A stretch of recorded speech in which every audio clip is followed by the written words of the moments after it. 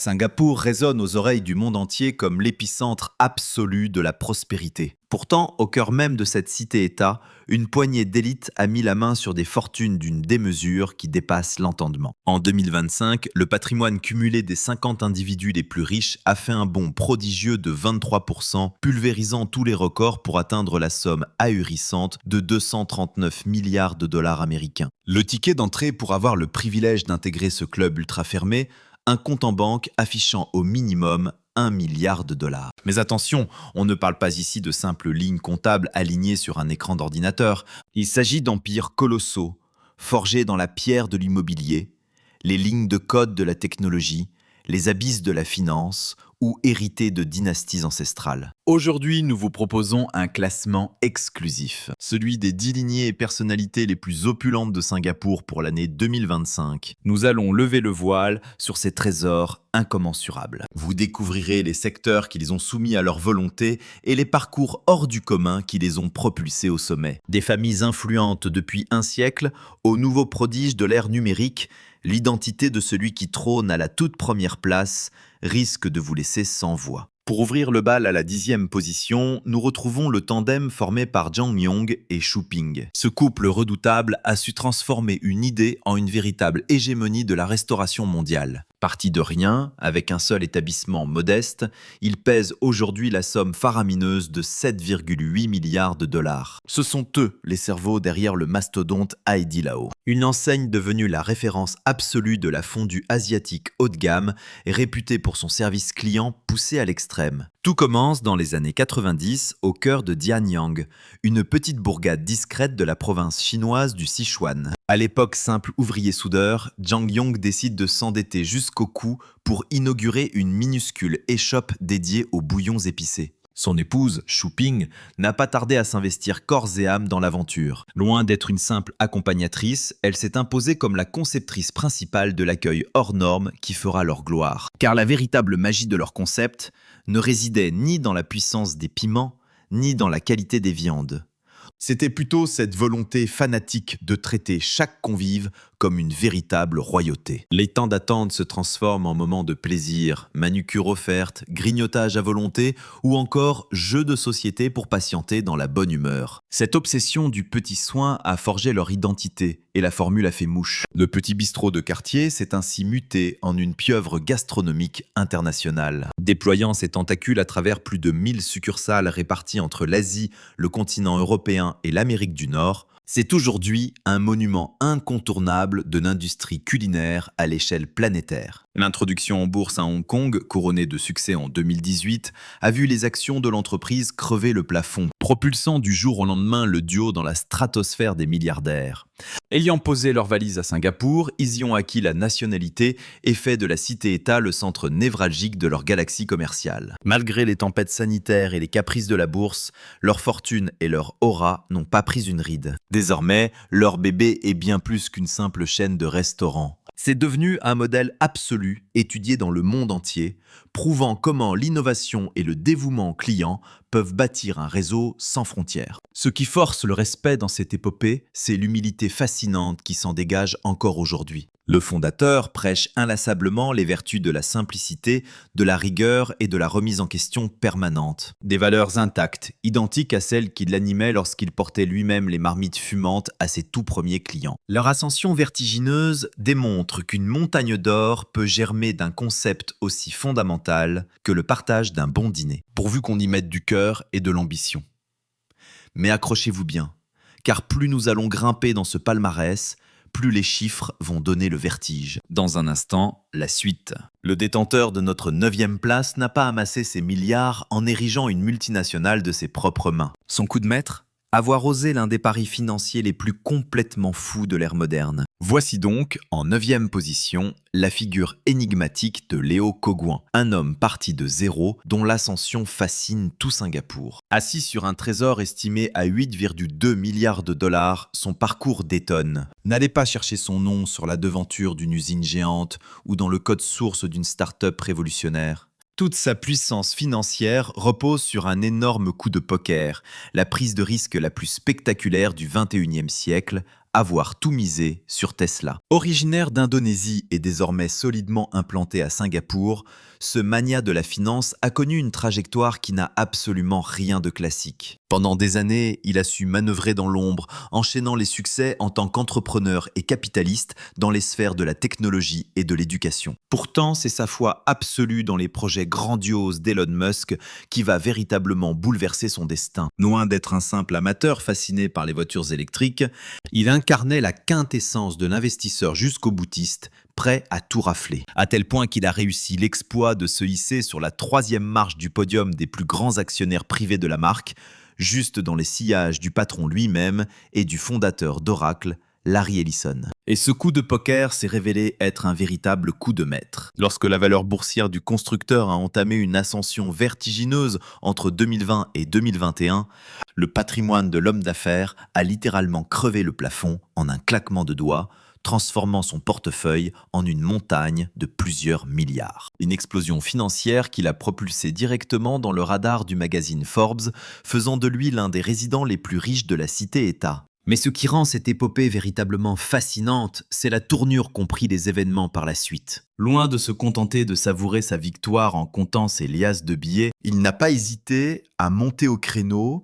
lorsque la stratégie de l'entreprise a commencé à vaciller, fustigeant ouvertement les choix de direction du grand patron. Il a pointé du doigt ce qu'il percevait comme de graves égarements et de dangereux faux pas stratégiques. Ce culot monumental, consistant à surfer sur le succès d'une société tout en mordant la main qui la nourrit, a fait de lui une véritable icône rebelle dans l'arène financière. On le décrit souvent comme un profil hybride, à mi-chemin entre le génie visionnaire et le franc-tireur indomptable, le genre d'homme qui n'éprouve aucune crainte à se battre seul contre tous, que ce soit pour défendre ses convictions ou pour danser des piques. Aujourd'hui, et ce malgré les montagnes russes de la bourse, son empire financier demeure colossal, tandis que son aura dans les couloirs de la haute finance ne cesse de s'étendre. Mais son influence dépasse largement le cadre de l'automobile, puisqu'il s'illustre par de vastes élans philanthropiques, injectant des fortunes dans le secteur éducatif. Ses actions ciblent tout particulièrement la Chine et Singapour, portées par son intime conviction que le savoir est la clé suprême pour métamorphoser des vies. Son parcours nous rappelle avec force que les milliardaires ne sont pas tous des créateurs d'empires à partir de rien.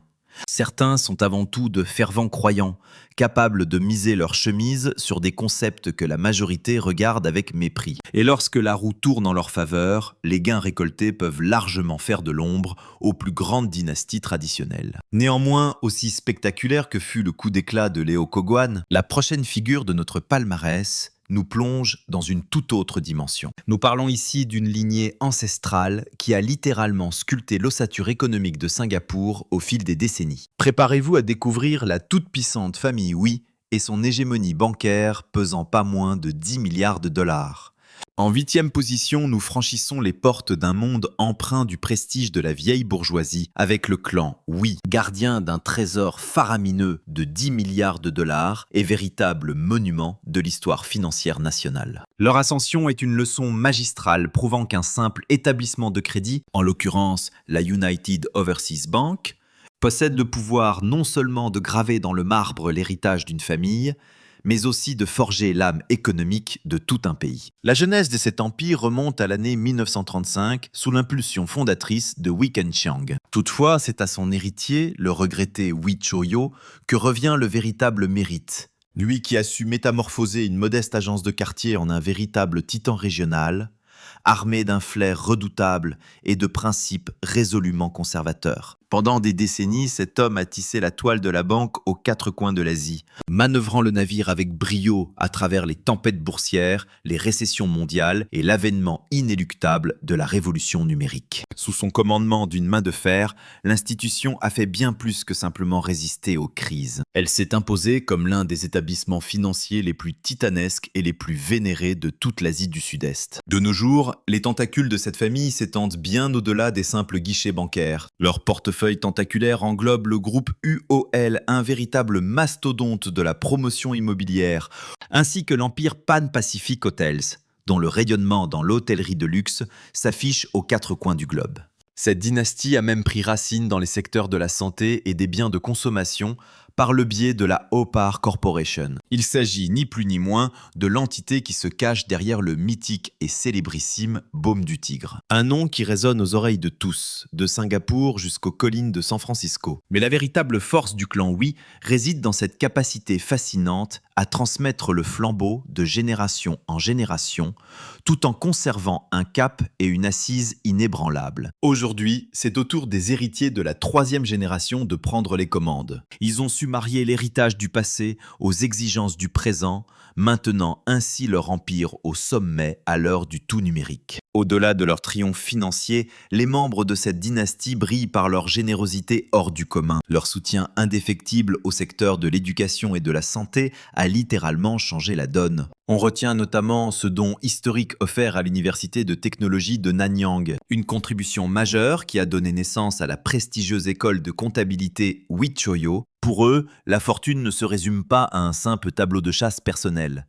C'est avant tout un devoir sacré, celui de cultiver les jeunes talents qui feront le Singapour de demain. Dans une époque obsédée par la rupture et la course à l'innovation, le clan Wee incarne une vérité immuable, la puissance de la constance, d'une vision à long terme et de la continuité. Leur royaume n'a rien de clinquant, mais il est tout bonnement indestructible. Il a été forgé patiemment, brique après brique, sur près de 100 ans d'histoire. Et si la somme astronomique de 10 milliards de dollars vous donne le vertige, attendez la suite. La lignée qui suit a bâti son trésor sur un autre pilier historique de l'aristocratie financière singapourienne. Faisons place à la redoutable famille Koo. Un héritage fabuleux où le génie bancaire côtoie une charité profondément humaniste. En 7e position de notre classement trône l'une des dynasties les plus vénérées et pérennes de la cité-État. Leur patrimoine net culmine à un vertigineux 10,1 milliards de dollars.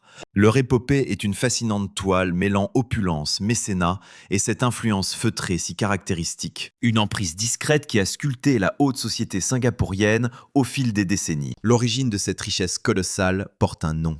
Kutek Puat. Sans doute l'un des cerveaux de la finance les plus aiguisés que l'île ait jamais engendré. Réputé pour son flair redoutable et ses coups de poker magistraux, l'homme a érigé son empire sur les fondations du secteur bancaire malais. Aujourd'hui devenue Maybank, cette institution fut le tremplin d'une manœuvre audacieuse qui allait métamorphoser son destin à tout jamais. Il s'agit de son acquisition titanesque de parts dans la Standard Chartered Bank. Un pari visionnaire et d'une audace folle dont les fruits ont dépassé toutes les espérances. Ce coup de génie l'a définitivement consacré comme un visionnaire, le propulsant au rang d'homme le plus fortuné de Singapour dans les années 90. Pourtant, son aura ne se limitait pas à l'épaisseur de son portefeuille. C'était avant tout sa profonde humilité et son dévouement absolu envers son prochain qui marquait les esprits. Dans la région, son patronyme est d'ailleurs devenu l'incarnation même de la philanthropie, une noble cause que ses héritiers perpétuent avec ferveur encore aujourd'hui. Suite à sa disparition en 2004,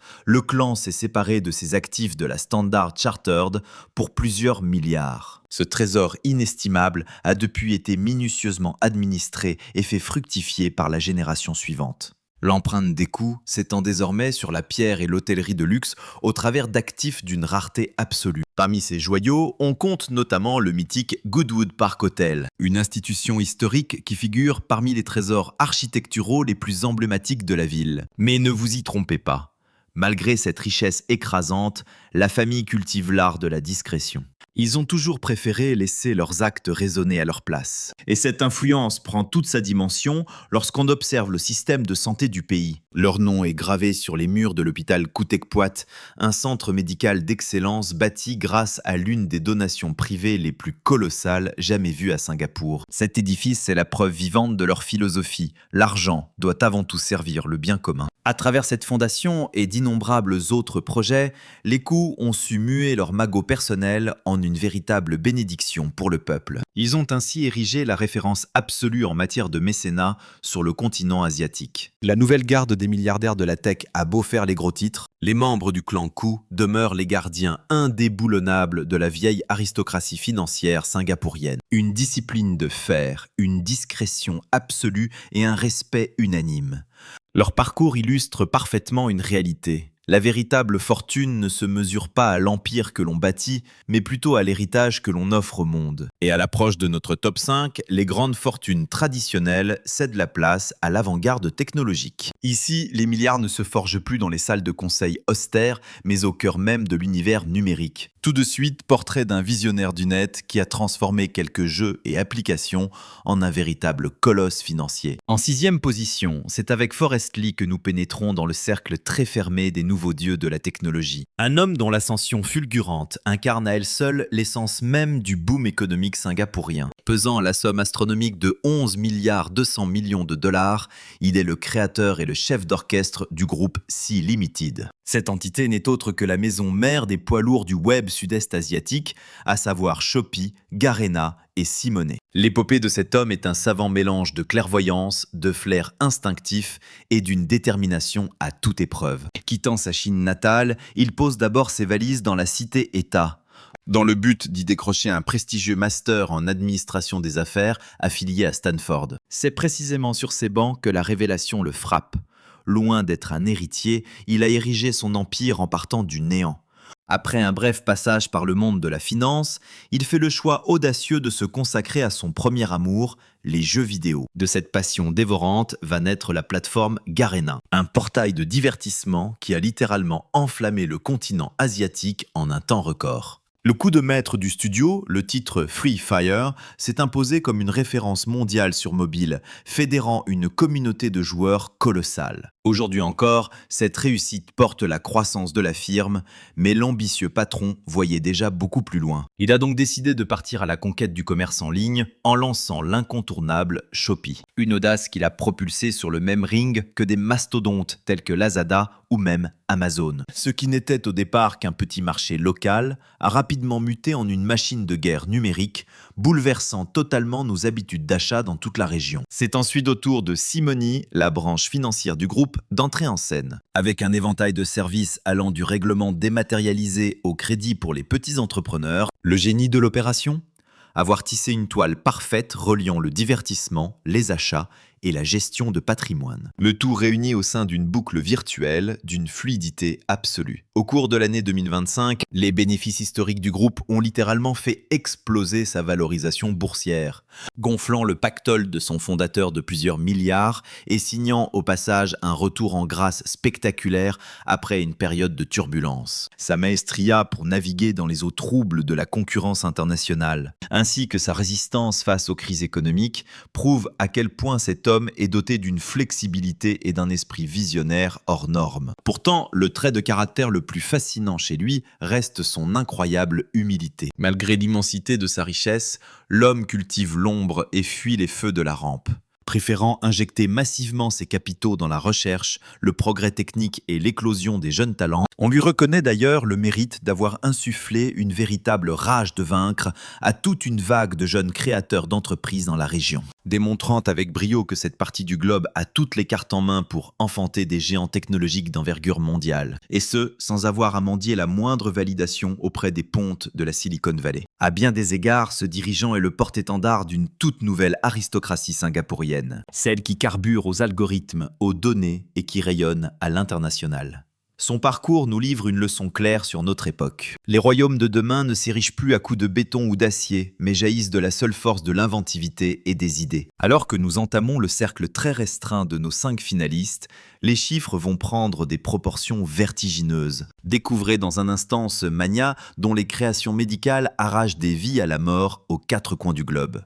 Place à un véritable prophète de la technologie clinique, le célèbre Lee Chi-ting. À la 5e marche de notre classement, nous abandonnons les pixels et le shopping en ligne pour nous plonger dans l'univers vital de la médecine. Et dans ce domaine si exigeant, de très rares individus ont laissé une empreinte aussi indélébile que le président fondateur de Mindray Biomedical Electronics. Gérant un patrimoine évalué à 13 milliards de dollars, il ne se contente pas d'être l'un des résidents les plus fortunés du pays. Il règne surtout en maître absolu sur le secteur mondial de l'équipement biomédical. Tout a commencé au cœur de la Chine pour le jeune Lee. Avant de se plonger dans l'univers des technologies de la santé, il s'est forgé un esprit analytique sur les bancs de la physique et de l'ingénierie. C'est à l'aube des années 90 qu'il s'associe à 2 confrères pour donner naissance à l'entreprise Mindray. Leur ambition commune était claire, démocratiser l'accès à du matériel clinique de pointe sans faire exploser les coûts.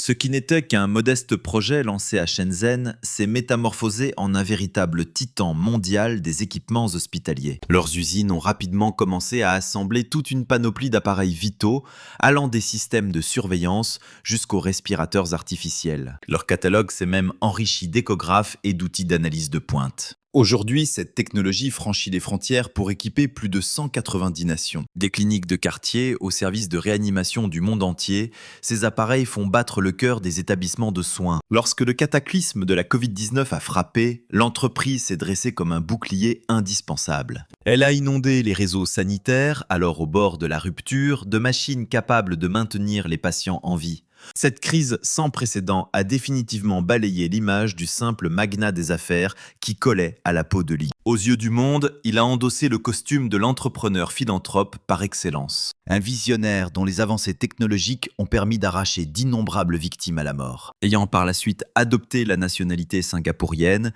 il a transformé la cité-État en véritable tremplin pour sa conquête internationale. Ce choix audacieux a permis d'arrimer encore plus solidement l'économie locale au secteur florissant des technologies médicales. Si la volatilité des marchés boursiers a provoqué quelques légers remous dans son patrimoine ces dernières années, son trône reste néanmoins absolument inébranlable. Et son aura ne cesse de gagner en puissance. Là où d'autres milliardaires bâtissent des fortunes de papier, l'empire de Lee Sitting s'ancre dans une réalité bien plus profonde. Chaque sou amassé par cet homme est le fruit direct d'une technologie à la fois concrète et cruciale pour l'humain. Ce sont précisément les instruments que les médecins et le personnel infirmier manipulent sans relâche au quotidien. Il a réussi le tour de force de bâtir une structure extrêmement lucrative tout en ayant une mission noble, conjuguant ainsi triomphe financier et véritable progrès humain. Lee cultive également le mystère en affichant une personnalité publique très effacée et profondément cérébrale.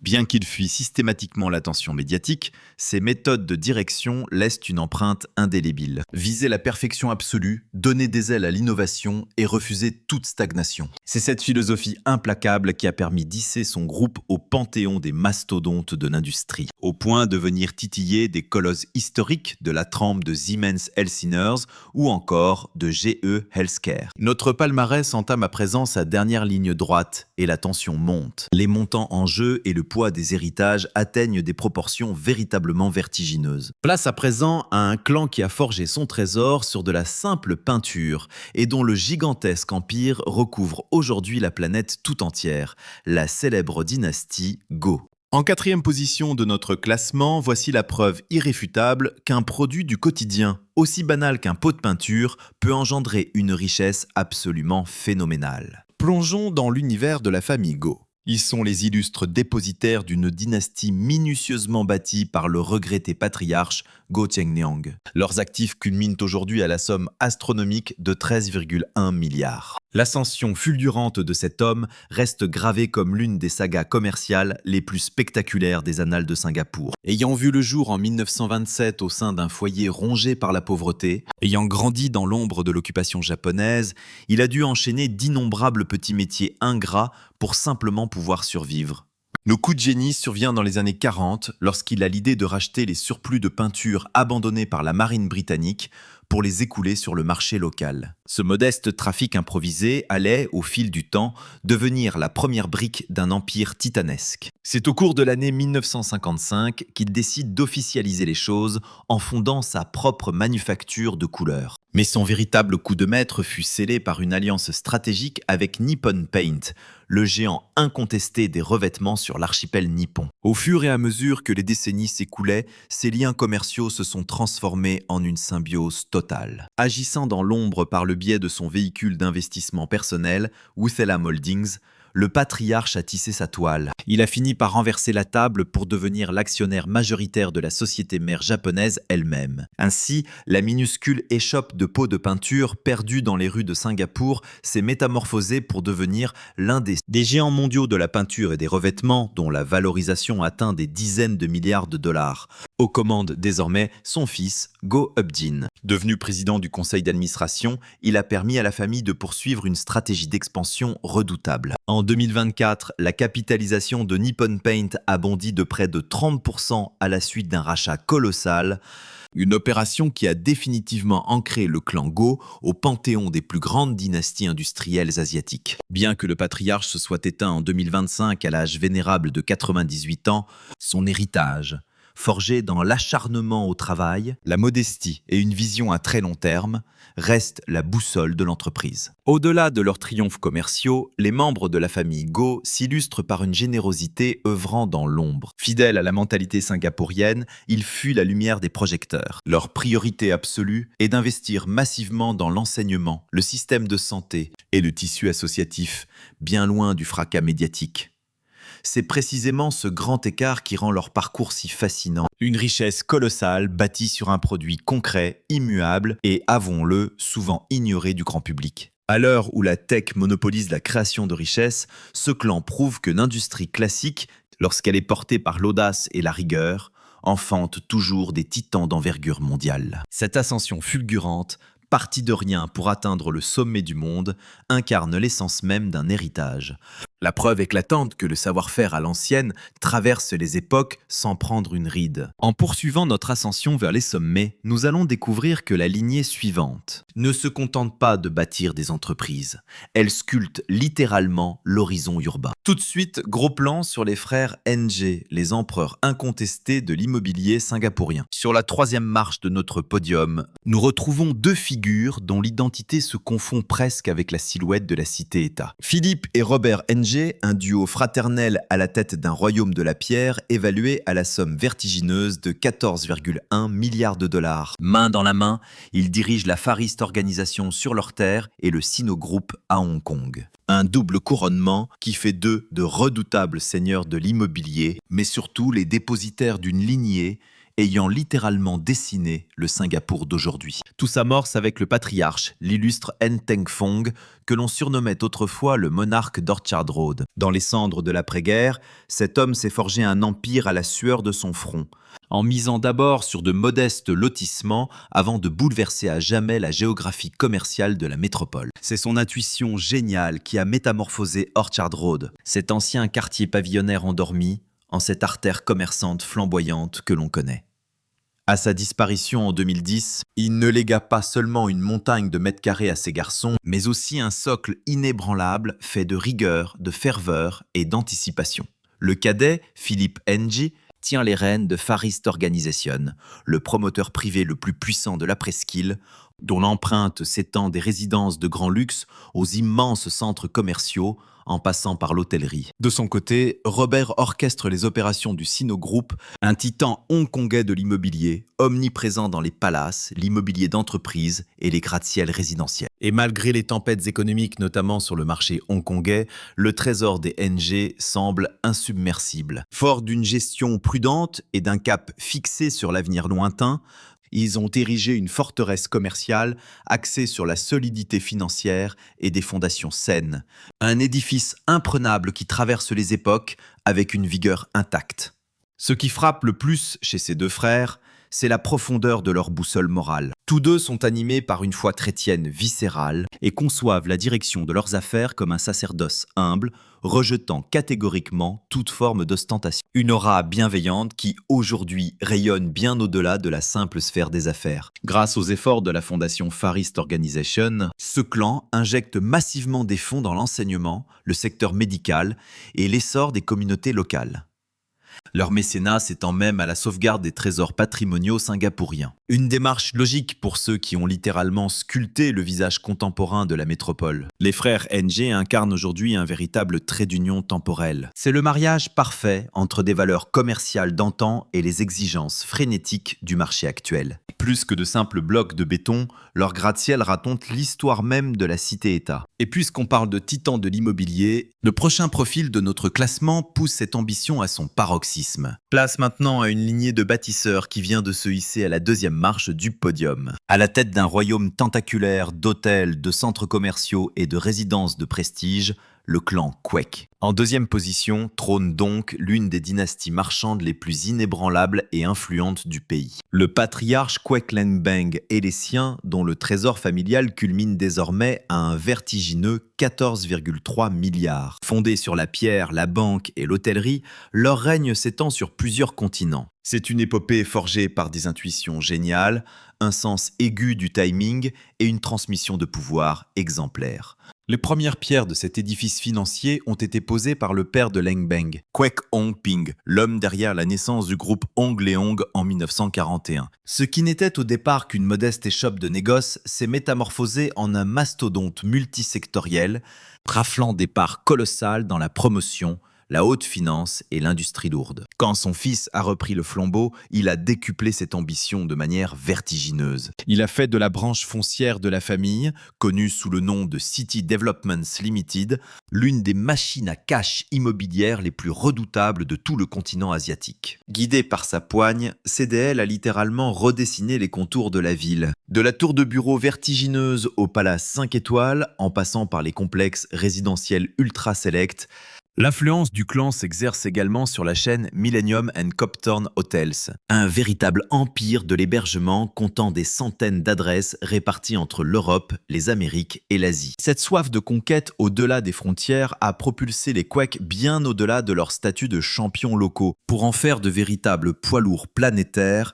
de la spéculation et du développement immobilier. L'année 2025 a marqué une envolée spectaculaire de leur capital. Une croissance fulgurante estimée à 24%. La signature de Kwek Leng Beng, frapper fort quand les autres doutent et faire le dos rond lorsque les marchés s'effondrent. Son credo absolu, privilégier les liquidités avant même les marges, a permis à la dynastie de traverser les pires ouragans économiques sans jamais vaciller. Mais au-delà des bilans comptables, ce clan a su ériger une forteresse reposant sur l'entraide. C'est l'un des rares cas d'école d'un empire transmis de génération en génération qui se consolide au fil du temps, là où tant d'autres finissent par s'entre-déchirer. Bien qu'il cultive le secret, Kwek Leng Beng est dépeint comme un homme à l'aura magnétique, sûr de lui et féroce dans l'arène. Des traits de caractère qui lui valent l'admiration unanime du grand patronat asiatique. Son flair de prédateur, couplé à une traque implacable de la moindre opportunité, l'ont sacré comme l'un des magnats les plus redoutables de la cité-État. Leur domaine est titanesque,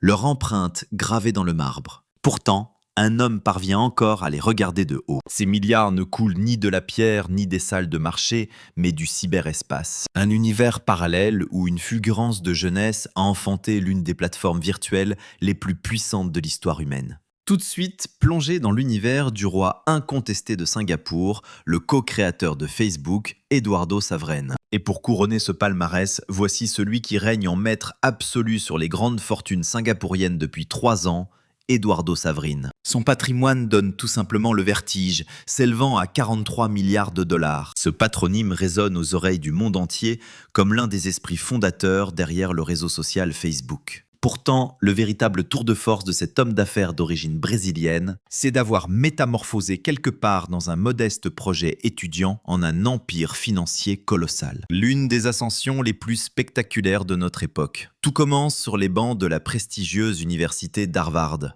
C'est là qu'une rencontre fatidique avec un certain Mark Zuckerberg l'a poussé à financer les tout premiers pas du célèbre réseau. Même si leurs différends finit par forger l'une des légendes les plus sombres de la Silicon Valley, jusqu'à inspirer un grand classique hollywoodien, son flair redoutable ne l'a jamais trompé. Il a su conserver environ 2% des actions du géant Meta. Un choix unique qui allait bouleverser son destin à tout jamais. En 2012, il tourne le dos à la nationalité américaine et pose ses valises dans la cité-État asiatique. Depuis cette nouvelle terre d'adoption, l'investisseur va tisser sa toile et bâtir un royaume économique inédit. C'est en 2016 qu'il lance le fonds B Capital Group avec de nouveaux partenaires. Cette puissante machine de capital risque brasse aujourd'hui des milliards de dollars, propulsant les jeunes pousses les plus innovantes aux 4 coins du globe. Son champ d'action s'étend de la finance aux technologies médicales, sans oublier l'intelligence artificielle et les logiciels d'entreprise. Solidement implantée à Singapour,